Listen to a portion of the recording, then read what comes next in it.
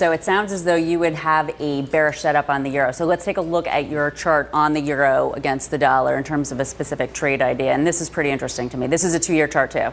This is a 2-year chart. And what you see here is you saw that the euro had a peak here in September, came back a little bit, and then peaked again in February. And this is the front month contract, correct? Right, this is a front month contract. It's a rolling contract.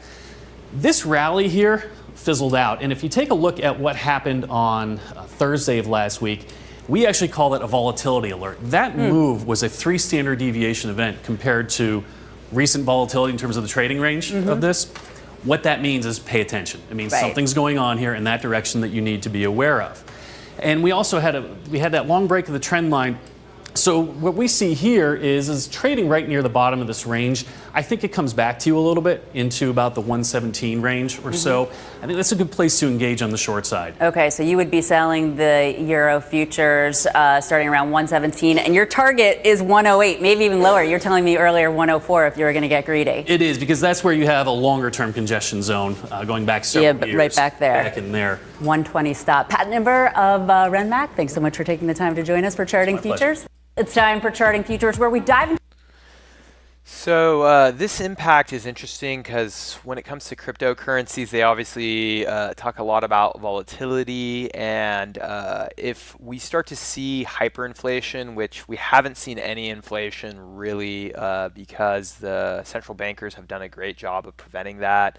And if you keep wages low, that should also prevent inflation. So it really, one of the most attractive things about crypto, which you don't see in developed countries like the United States and most first world countries, is rapid inflation. But you do see it in third world countries like Mexico. Well, not Mexico, but a good example is Venezuela. And if you have a chance, I would definitely check out David Hay has made a video, YouTuber on crypto, about the use case for cryptocurrencies for countries like Venezuela.